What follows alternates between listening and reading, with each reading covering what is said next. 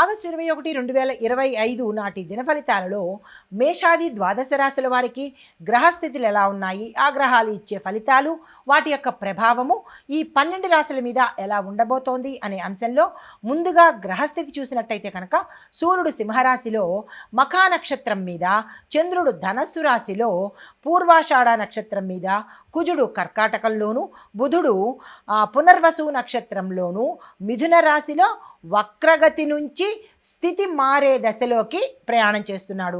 బృహస్పతి వృషభంలో వక్రగతిలో సంచారం చేస్తూ, శని భగవానుడు కుంభరాశిలో వక్రగతిలో సంచారం చేస్తున్నాడు. రాహు మేషంలోను, కేతు తులాలోను, శుక్రుడు కర్కాటక రాశిలో పుష్యమీ నక్షత్రంలో సంచారం చేస్తున్నారు. అయితే ఈ సంచార ఫలితాలు అన్ని రాశుల మీద ఒక్కొక్క ప్రభావాన్ని, అందరికీ ఒకేలాంటి ప్రభావం కాకుండా రాశి నుంచి రాశికి ఒక్కొక్కమైన ఫలితాలు ఇచ్చే అవకాశం కనబడుతోంది.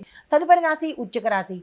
ఈ వృశ్చిక రాశిలో ఉన్న వారికి ఉద్యోగంలో కానీ, వ్యాపారంలో కానీ కొత్త అవకాశాలు వచ్చే దిశ కనబడుతోంది.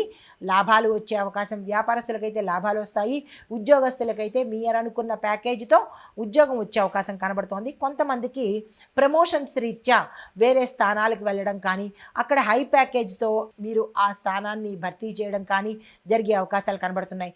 గురువు యొక్క అనుగ్రహం మీకు ఇక్కడ సంపూర్ణంగా ఉండే అవకాశం కనబడుతోంది.